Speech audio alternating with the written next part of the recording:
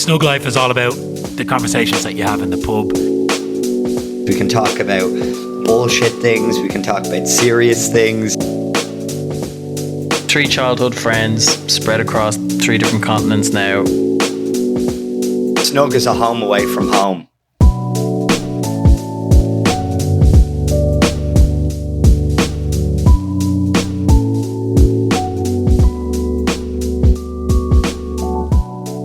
And we're live. Hello, Morning, Snugglers. and welcome back to the Snug. You're here with Tomo, Sean, and Kaz. I don't like when you say Tomo first because it sounds like you're Tomo. Will I do that again?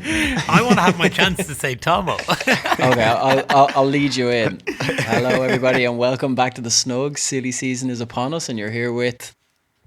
Would you not say your name first, though? And you're here with Gaz. Tomo.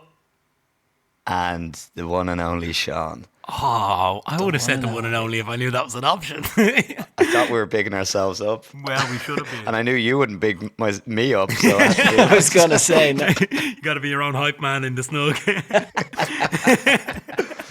I have a terrible standard 15th of December morning cold. Oh. You know, it's fine going to bed, and I'll be fine by like midday, I'd say.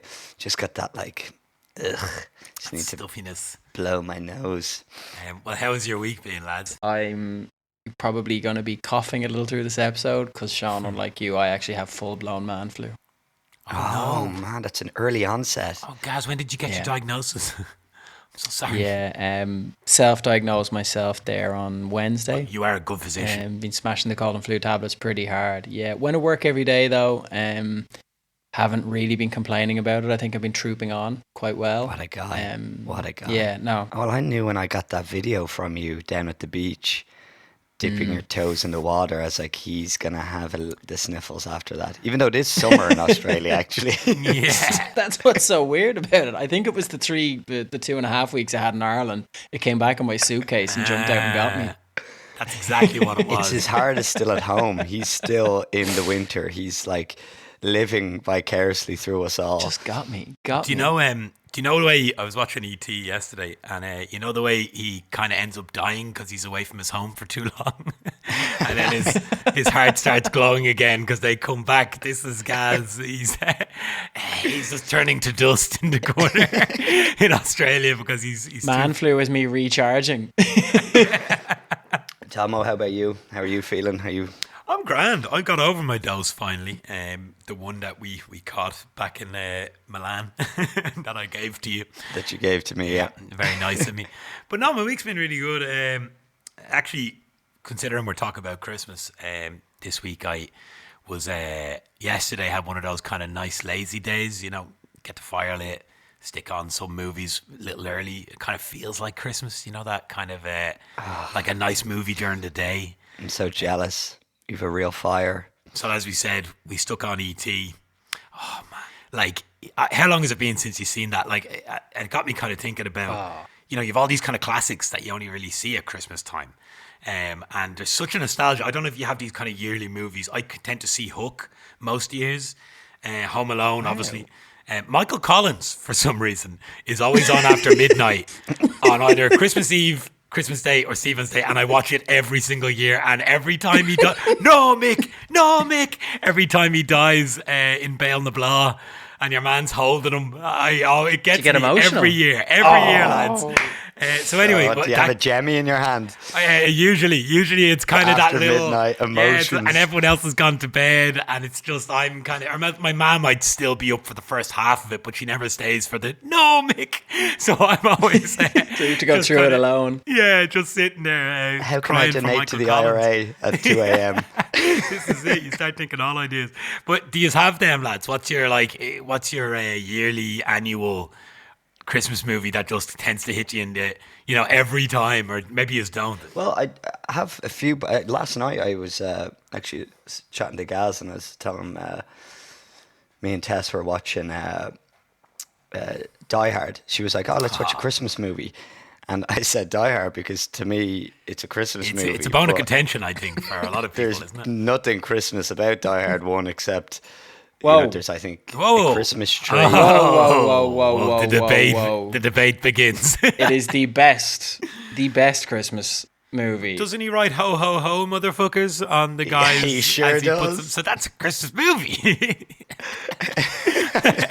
Done. Wait, so was Tess and you debating? Was Tess wrong? Because I think, there's certain, like Michael Collins for you, there's certain things that define Christmas movies for you.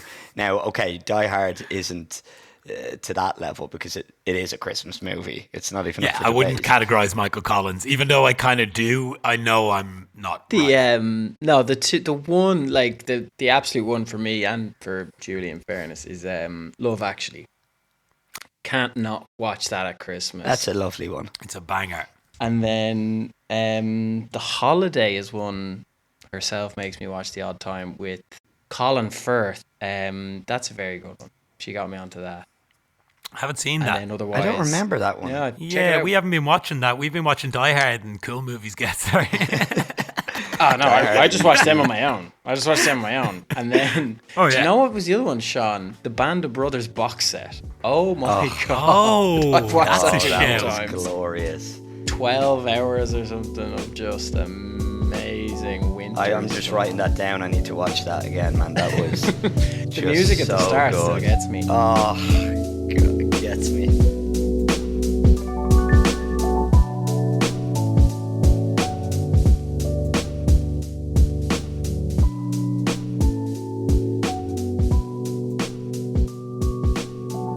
Do you ever think that, on like Christmas crackers, the way you can get like the shite ones, the middle of the ground, then premium ones, where the gift that pops out of the Christmas cracker could be a bit more upscale. Is it the same with the Santa's grottos? Like, can you go into a good one? Because I remember going to somewhere, the gift they gave me was absolutely shite. Like, my mom must have done like the cheap express version of Santa, and then other years you get one and it's a real thing that you actually want. Real beard, everything. The guy's beard, his actual beard is showing. It's black, and his eyebrows are jet black, and he's got. And you're like, yeah, what do you want, kid? What do you want? Smoking a cigarette. There was something on Reddit this morning with this like scrawny, like weird, shitty grey beard dude, like with these shitty glasses and a fake belly strapped on him in the square Tala, and it was like this woman being like, "Everybody, do not bring your kids to this fucking place." It's totally so funny. ruined the dream.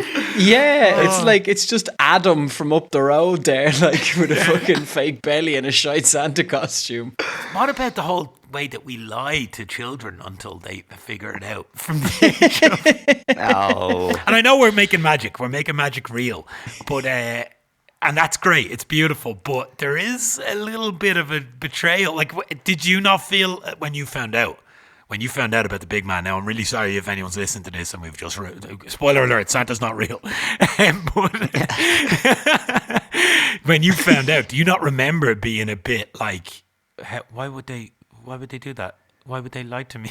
No, because I found out kind of in a over time of just gradually, slowly but surely getting there. It wasn't like a moment where I went from it being like fully real to being a total lie. Okay. It was just year on year starting to think, this makes no sense.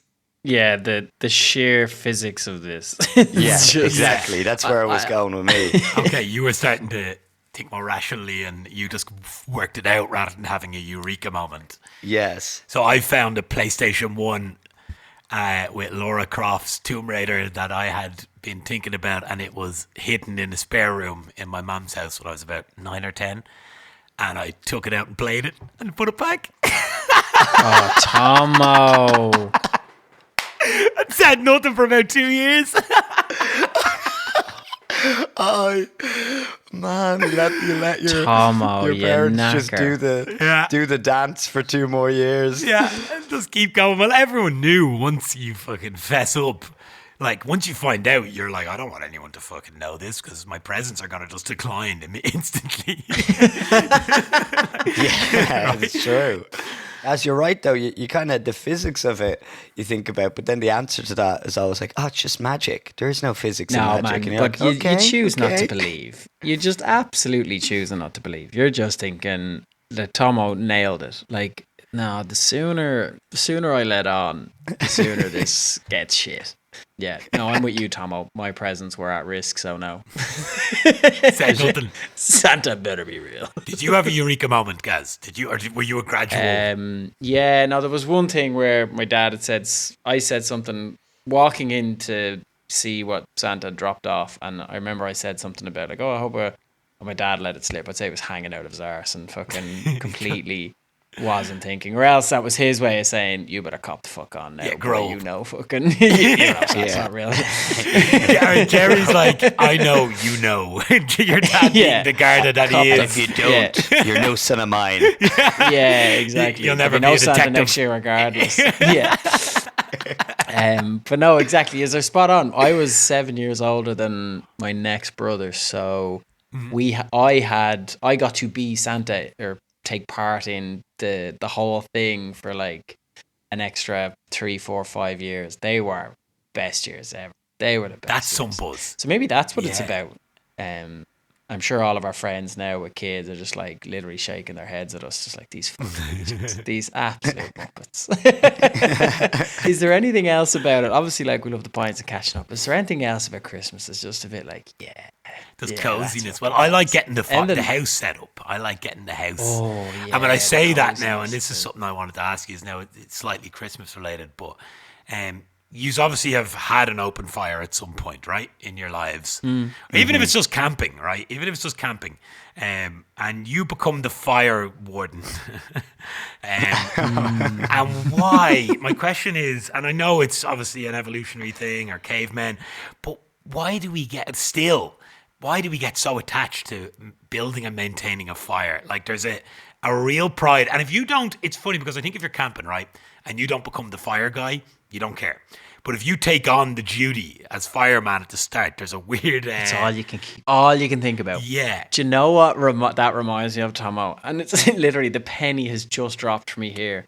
Is when like my dad would get the fire going in the morning in winter and it'd get the house going. We had a little we had an open fire and then he put in a stove, and the stove used to keep the house warm. It didn't burn as quick and stuff, and it was easy to manage because it didn't burn like fuck. So you cursory check every hour or two. And when he'd come back after say 3 fires, go to the shops, whatever, and the fucking fire would be gone out, he would be so angry. He would be so disappointed because he's entrusted the fire into my care. He's right. And me, the fucking idiot, couldn't pull my head out of the fucking computer for 5 fucking minutes to have a look at this fucking fire. And the penny just dropped on him. He was the fire warden, and he entrusted me as his eldest. Okay, now He handed you the torch. Yeah, this is your time, son. Step up now. Keep the house warm. Look after the family. And I literally failed every time. Every time. It was the eldest. I'm giving you this responsibility. Yeah. Keep your family warm. It's no wonder he was always so disappointed in me. Amazing. The mood that the fire brings is next to none. Oh, man. Like it is. I haven't had a real fire now in a while. My parents used to, and then it just became too much of a hassle for my dad. You know, then he changed. He went from being the fire warden to it's too much hassle. Well, he had no one to care for. There was no one to warden for. Yeah, he just wasn't arsed. It was, and when he was never happy when it would be a perfect fire and no one was in that room. That bothered him. Oh, He'd yeah. be like, why are we hanging out in the kitchen? It's cold. I have a perfect fire and it's I totally do the same slaving thing. away. I do the same thing. If we're after dinner, last night, I made a bit of grub, had the fire lit, and me and Merve, my girlfriend, are sitting there in the kitchen, and she's chatting away, and I'm like, "What are we doing out here?" I'm actually annoyed. Like I'm like trying to usher her in. I'm Your just back finishing is my up. dinner dinner and sitting here. I'm like, no, I don't care. Like digest inside. And and there's another thing at Christmas, the mood it brings for me. Christmas as well. That room where everyone's congregating in has to be oppressively warm. Oh yeah. It's always just the warmest day of the year in that living room. And you're dying on your arse on the couch. There's something different about the warmth of the fire, the heat in that room, and then the nap you have in front of a fire. It all hits different. What about gifts that you give? Because I always... So there's Santa does so many gifts for the kids that I was always thinking, like, what's the point in me, getting more crap after Christmas? It's just going to be thrown in the playroom, never to be seen again. And I overdid it to the point where, like, the first few years I was getting them stocks, like in the stock market, because I was like, look, I was like, look, Happy when Christmas. they get older, they're going to be like, thank fuck, but what about Sean now? had a brain. What about And he like, but now they've got like infinite presents from Santa and from the grandparents. They don't need more. Fair enough. But I did notice recently, which is why I'm reverting back to actually not being a Grinch and giving gifts, is they look at the gift differently depending on who it came from. So even though they have like a whole bunch of Santa gifts that could be like mega this and really expensive that, whatever, the one that like their uncle gave them, tends to be the favorite, even if it's absolutely shite. And I got in the airport on the way to Dublin. Did they have much fun playing with those stocks? They will when they turn 18, guys. I'll tell you that. Stocks in the Christmas stocking. Yeah. Is that what that song is? Stocks in the cradle and the silver spoon. Sean's little niece buying the moon. Off to the moon. Off to the moon. We're an episode too late on business ideas, but it would be handy to have some way to just, type in, the background of the person you're getting a gift for, their likes, dislikes, their personality, and then just get spat out gift ideas. Are you talking about handy. you talking about automating thoughtfulness? I was just about to say, like, isn't that literally the whole fucking point, Sean? That you actually know this person and care enough about them to go away and buy them this fucking Sean's like, present. we can automate this and make a business out of it. Sean's going to turn up to his niece's fucking 18th and be like, 18% year on year. That's what you get from Uncle Sean. Yeah. And she's going to be like, Uncle who? Yeah. I hear that cunt who never gave a sentence. I'm like, what's your name again? Hey, little Billy. What's your name again? Here, you, the older one. Here, the older one that has the Tesla stock. Oh, shit. Yeah, How's I meant to know they were going to crash? You'll start naming them by the stocks they own. Hey, Tesla stocks, how you doing? Happy Christmas. They were a sure thing when I got them. You shut up, Apple. Shut up, Apple. Oh, fuck.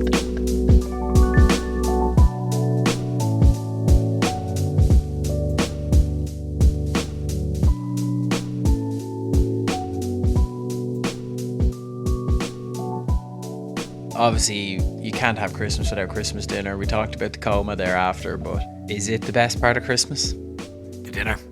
It's up there. It's up there. I have mixed feelings because I end up doing the big dirty fry. First thing, like we always do a big giant fry and the orange juice, and then you're dealing with heartburn for the rest of the day. And you might have a beer or two before, and by the time the dinner's in, you kind of want to just puke all over yourself. So. It's pure gluttony. Absolute gluttony. But look, it's Christmas. Do you have any stories about where like people come home and they eat the Christmas turkey on Christmas Eve or something like that? Yeah, I have one. So we always do a prawn cocktail for Christmas, like religiously every year. My mom make it as the appetizer, bit of soup, then prawn cocktail, then into the main course. So anyway, I came home good 10, 15 years ago at this point, absolutely steaming the night before. Don't really remember getting in or whatever. So we wake up the next day. My ma goes out to get the prawns out of the freezer, starting defrosting in the morning, and the bag's gone. And she's like, and it's Christmas Day, so there's no chance of getting to the shop. And she's gone, what's after happening here? So she comes in, she's asking Mary, not a clue. She asked me, and I'm like, I don't know. And then she goes to the bin and notices that there's an empty packet. It's been opened.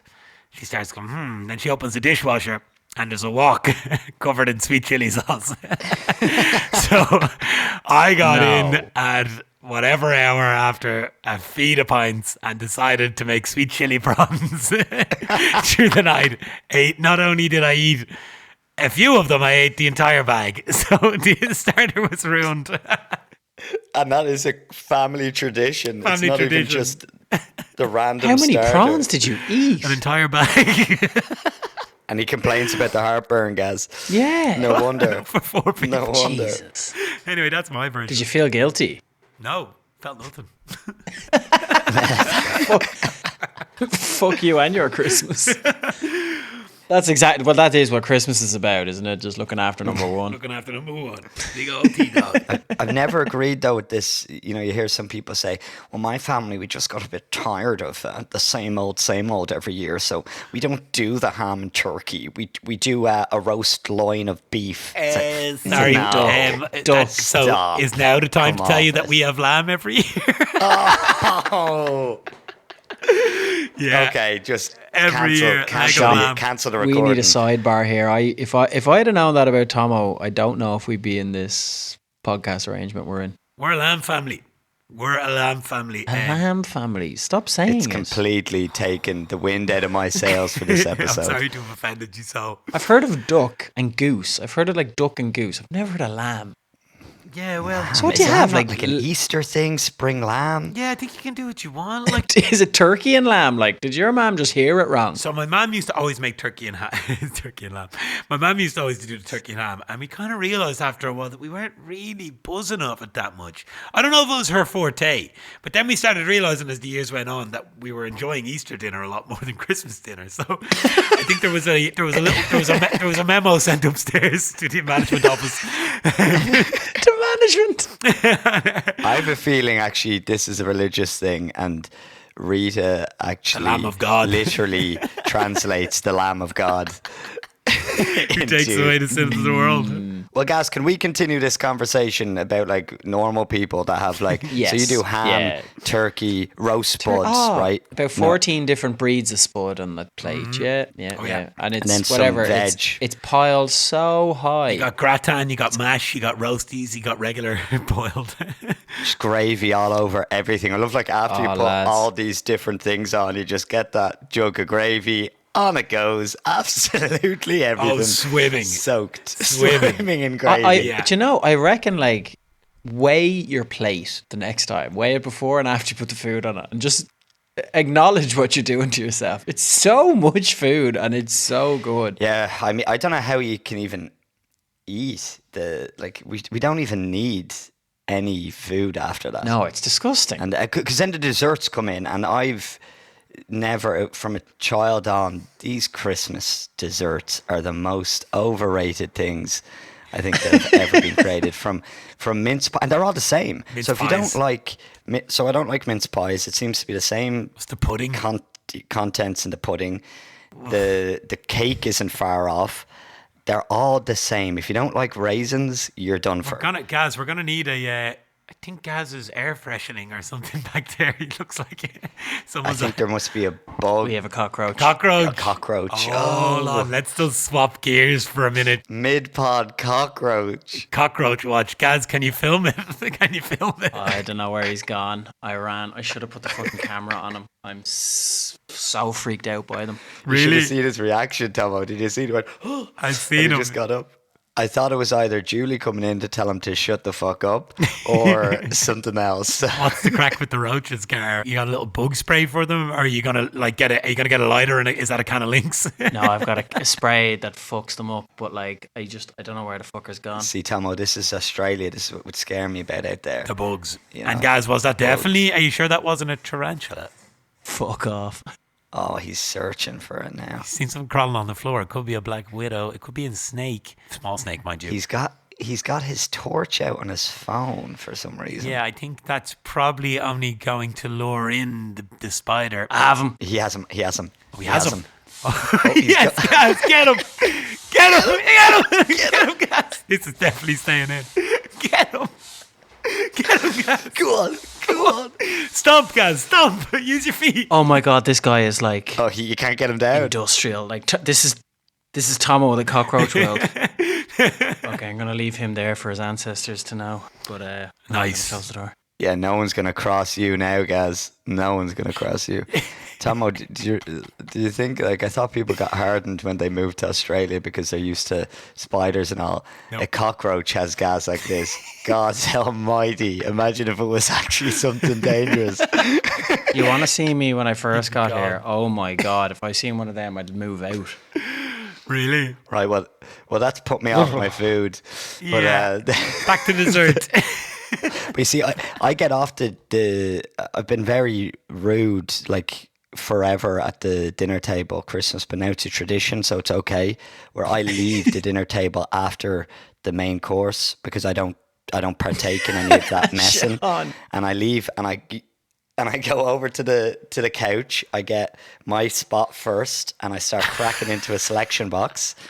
And I start playing with my game, and they all go over and continue with that whole charade of pretending to like those other desserts.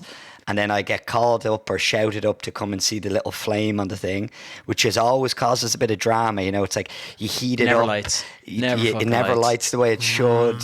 But what I will say is, though, I do entertain the kids, because when, you know, people are trying to do the washing up and trying to, you know, clear the table and trying to prep the food, you don't want two kids like getting in your way. So I take that. That is balance. You Like, take someone them else is like they're in there with a making a selection dinner, box. getting all the house ready, and Sean's playing Legos. So, you know, that's just balance. That's Yeah, how we all come Sean's together as a playing Lego family with every a glass year. of wine. Yeah, and a selection box tucked under his arm. I got this.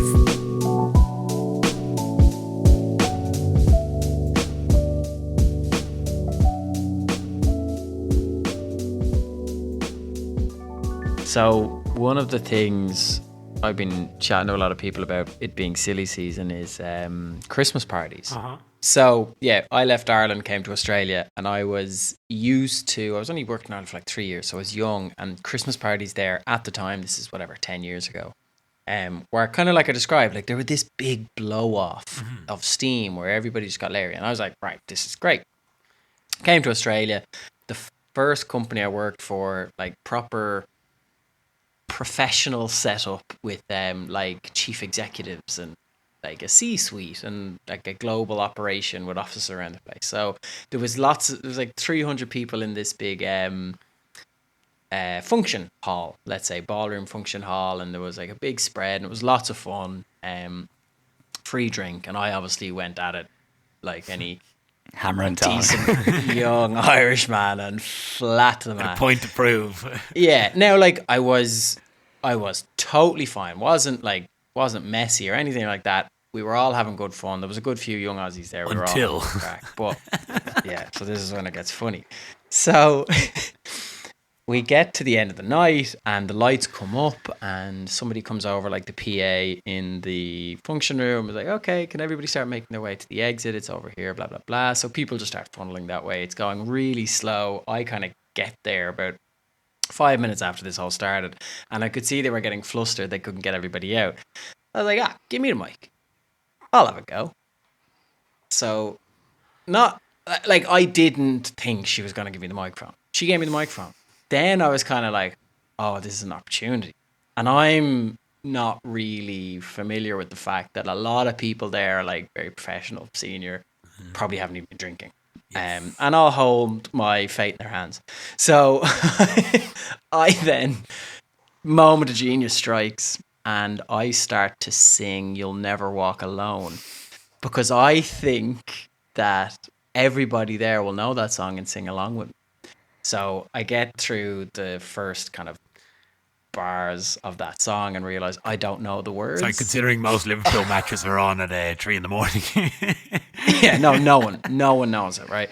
So then I see this guy at the front and he sees me, like, and I'm like, oh fuck, he's English, and I see him mouthing the words, kind of like laughing at me, and I'm like, okay, give me get up here, come on, we'll stick it together. He's like, nah mate, you're on your own.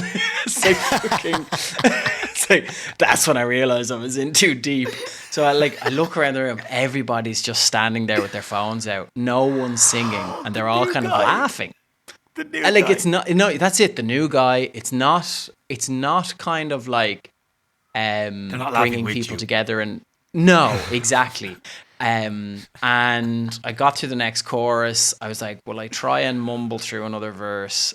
I thought better of it. And then took a bow, big applause, and then everybody left. So I did clear the place. Oh my God, the end of the night is the worst part about the story, is that you'd no time to redeem yourself. You'd no time to chat to people. To be fair. Or get reactions where someone said, it wasn't as bad. We actually had a good laugh. No, everyone leaves and you'll see them next year. We kicked on.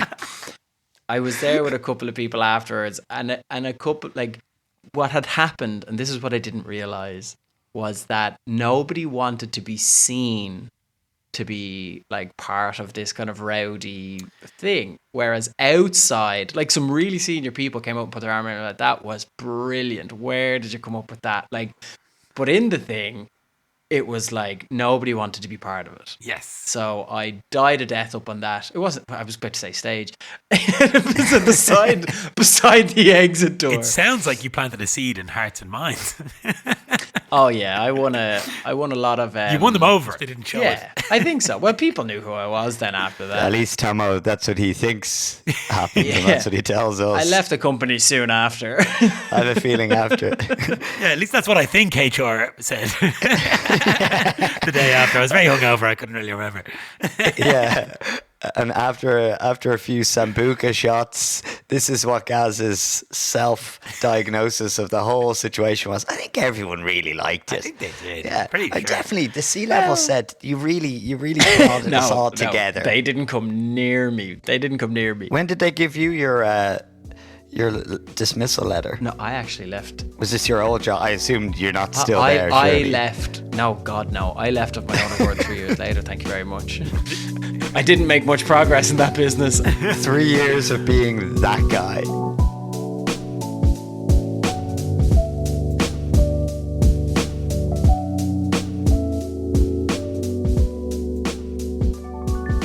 If there was one thing in your mid-30s that you could get off Santa, what would it be?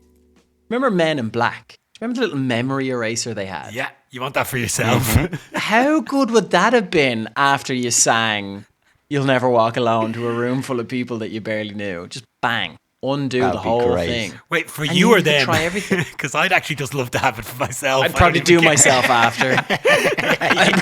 I just do myself. Yeah, actually, just leave them with the memory. Yeah. Ignorance is bliss. Oh my God, you could call it the fear eraser. Like, you just wake up and be like, oh, did I do that? Boop, gone. That's a great Santa gift. That's another one for the business idea spot last week. Holy shit. The fear eraser. If it was just anything you could get, it's a sentimental one. To be able to bring back everyone from past, all your friends and family, for that one Christmas day, and everyone's in the room and we're all catching up again. That's lovely. That would be a great Christmas present. That's every very year. nice. Well, quick question. Would you, everybody sitting around the dinner table and desserts come out, would you still leave? Well, there's more people now, so there's less seats. So he has to get seats. I'd probably have to get my seat sooner, wouldn't I? And not only that, the celebrations are going to be fucking. All the Maltesers will be gone if he leaves it any longer. He needs to go and if anything, he's guard probably his leaving after the seat in starter. the Yeah, selection he's probably leaving before the main course. If anything, it's getting earlier. He's eating his mains in the sitting room on his own. Love that. I want to get that excitement I got again when I came down the stairs and there was like a pool table that also turns into an air hockey table that also turns into a. Do you remember that? There's something like that. You were just like, I didn't even know this existed, and my life has changed forever. In one morning, like that sort of excitement, but that's very selfish considering Sean's answer. I think the caveat here is obviously we'd all ask for world peace, but if you could give us an air hockey table that turned into a foosball table, we're taking that all day long. It's a close second. A very close second. Laura Croft, Tomb Raider. And now, what will we actually get from some some sort of beard oil. I always get a beard oil. I never use it because it makes it's like basically fucking rubbing your face with sausages in the morning. It's just, and away to work, off we go. There's just no point. I don't want a big dripping. oily, exactly, the glistening Beard face on me. drippings on the lamb. Tom was very shiny this morning, this Stephen's Day. What else? I think I wanted like a Prize bonds. like foosball table, and I got Sabutio, which I to date have no idea how Sabutio works and how you can flick these things. And I remember trying to set it up on Christmas Very with the hard. Sabutio mat and just trying to flick these little guys to kick the ball, and you're just flicking the chaps across the room and the ball goes north. How does anyone even play Sabutio? I'd love to know if any of our listeners have successfully had a game of Sabutio. You raise a very, very quick, good segue here. Board games at Christmas.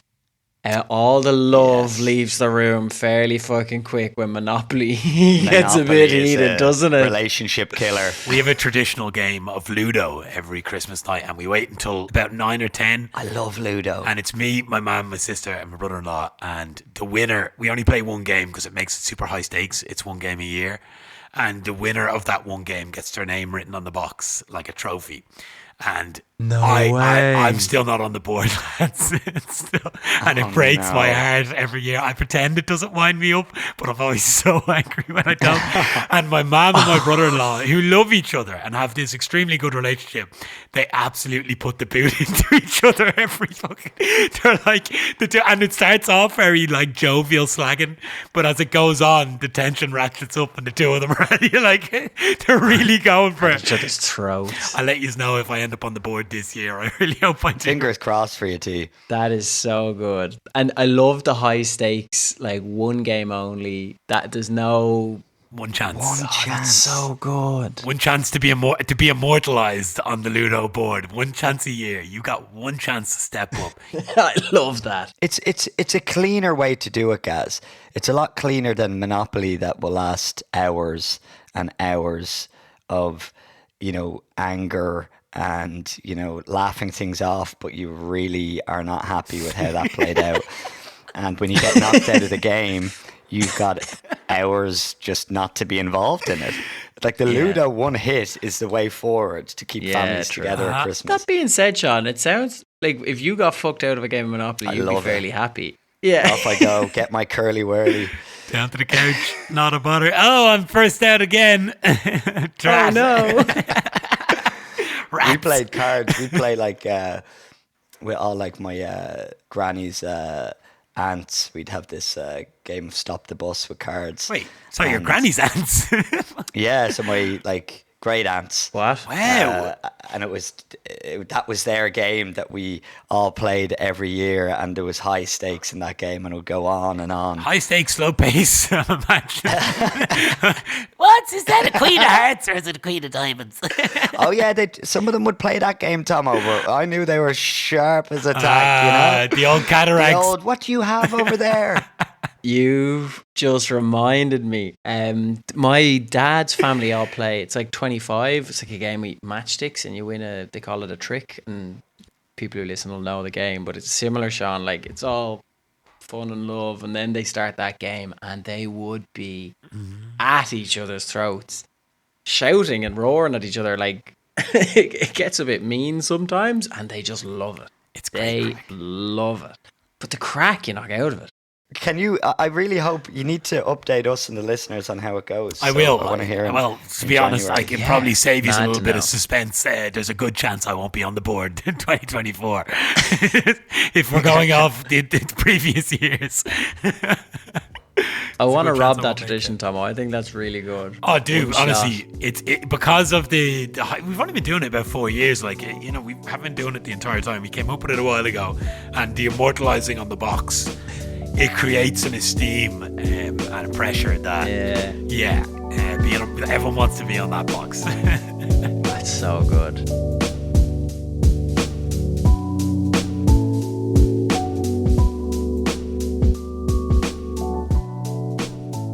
So yeah, we did actually get a few messages from a couple of listeners last week.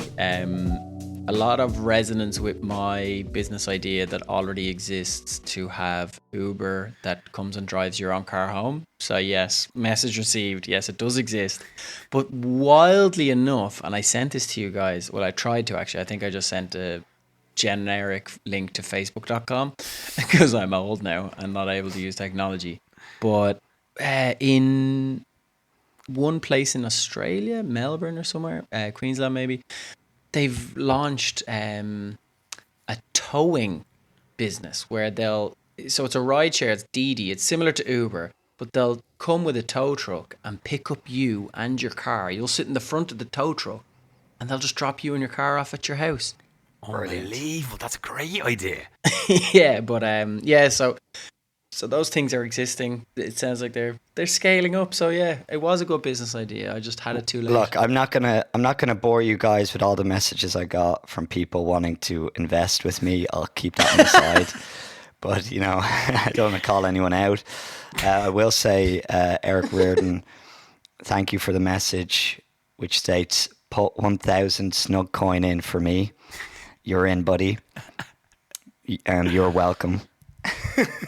How much does that? What are we going to charge him for that? This is the thing. We need to talk shares. Some monopoly money.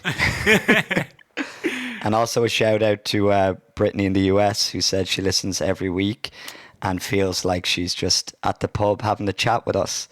So that is brilliant. Shout out Brittany. Welcome to the Snug. Welcome to the Snug. Very welcome. Great, lads. I think we'll leave her there, right? Yep. Yeah, I've got a cockroach to dispose of. Quick heads up that we'll be taking a little break next week for Christmas. So our next podcast will be back in January. So see you next year, listeners. So to play us out, we've put together a little Christmas song based heavily on last week's episode. So hopefully you've listened to that. If not, it may be missing a little context. But anyway, without further ado, here's our Christmas song. Good night and God bless. Ihawa. Slán. It was the night before Christmas. Asleep in bed we lay, while Santa Claus and his reindeer prepared the merry sleigh.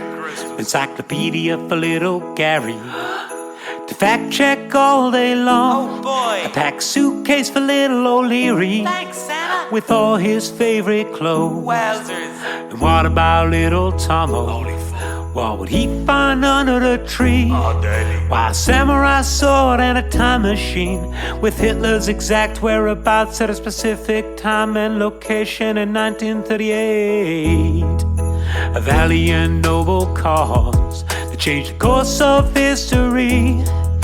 Despite the many doubts of the crack Inspector Gary. No, that sounds wrong. Now the hour's getting late, and it's time to close your eyes and wait for Santa's visit. To all the girls and boys, To all you jolly snugglers, passed out from pints all day, we wish you a Merry Christmas.